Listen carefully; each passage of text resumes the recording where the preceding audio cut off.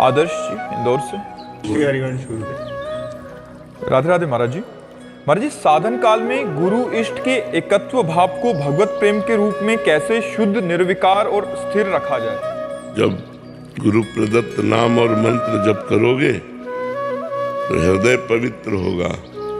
पवित्र हृदय से विकार नष्ट होंगे। विकार नष्ट होने पर गुरु और इष्ट की एकता का अनुभव होने लगेगा, और एकता का अनुभव होने पर सारे जगत में वही दिखाई देंगे। अखंड मंडलाकारम व्याप्तमेन चराचरम तत्पदम दर्शितमेन तस्मै श्री गुरुवे नमः। अखंड मंडल में चर अचर में व्याप्त गुरुदेव हैं। फिर इष्ट बुद्धि करे तो श्री राम में सब जग जानी। चाहे गुरु बुद्धि करे तो अखंड मंडलाकारम व्याप्तमेन चराचरम। जब तक नाम नहीं जप करोगे, गुरु प्रदत्त मंत्र जप नहीं करोगे अधिक से अधिक निरंतर निष्काम भाव से, तब तक ये बात नहीं आएगी। जब हमारे अंदर पहले कामनाएं नष्ट हो, विकार नष्ट हो, तब हमारा इष्ट और गुरु में एकत्व भाव हो कि गुरु साक्षात परब्रह्म तस्मै श्री गुरुवे नमः। और वही परब्रह्म परमात्मा सब में है तो श्री राम में सब जग जानी। करो प्रणाम जोरी जुग पानी। चाहे इष्टाकार वृत्ति हो चाहे गुरुकार वृत्ति हो, बात तो एक ही हो जाती है, पर वो खूब भजन से बनेगी, बातों से नहीं बनेगी। पढ़ लिख कर समझने से नहीं बनेगी, भजन से बनेगी। जितना भजन करोगे उतने हृदय दृढ़ होता चला जाएगा। खूब नाम जप करो गंदे आचरणों का त्याग करके। सुमित मिश्रा जी।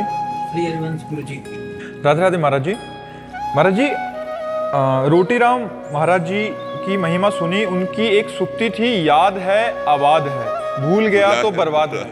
तो महाराज जी यहाँ याद रखना का हनुमंत विपत्ति प्रभु सोई, जब तो सुमिरन भजन न होई। जो भूला सो बर्बाद, याद है सो आबाद, भूला है सो बर्बाद। जो भगवान का सुमिरन करता है, भगवान की याद में है, वो आबाद है। जो भगवान को भूल गया वो बर्बाद हो जाएगा, उसका जीवन नष्ट हो जाएगा। बड़े महापुरुष थे सिद्ध महापुरुष। आपसे श्रीमुख से महाराज जी एकांतिक में सुना था उनकी महिमा का वर्णन, वहीं से आया हूँ।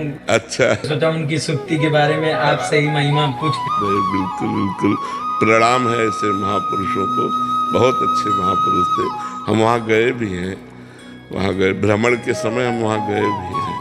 बहुत अच्छे महापुरुष थे, पर लीला बड़ी विचित्र होती है। अंतिम जो लीला महापुरुषों की होती है वो समझ में नहीं आती। अंतिम समय था तो 8-10 सब प्रिय लोग बैठे थे 9 बजे रात्रि के लगभग। तो उनका चलो भैया हमारे जाने का समय आ रहा, जाओ। तो वो समझे भुजधरा में रुकते थे, वो समझे अपने कुटिया में जाने की बात आई।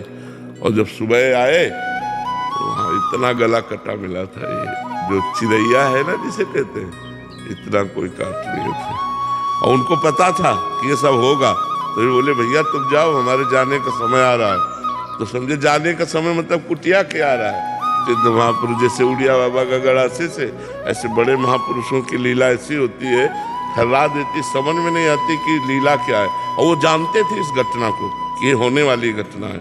और वो उनकी इतनी जो गर्दन है, इतना कोई काट नहीं गया। बड़ा विचित्र कि ऐसे सिद्ध महापुरुषों की हत्या करने से क्या मिलेगा।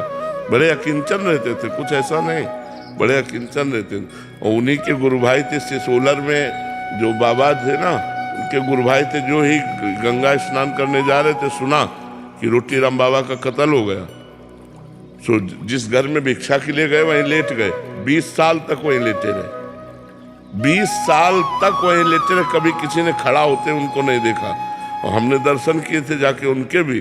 तो जैसे देवता को पवाया जाता है, ऐसे भीड़ लगी रहती। कोई मुख में पवा रहा है, लाल चली गई, कभी स्मृति आई तो अंदर चली गई। बस ऐसे बेशुद्ध अवस्था में, अद्भुत स्थिति में 20 वर्ष तो हमें पता है, इसके आगे कितने वर्ष तो शरीर रखा है पता नहीं, पर 20 वर्ष लेटे ही लेटे शरीर। सिसोलर है उधर, सिसोलर में उन्होंने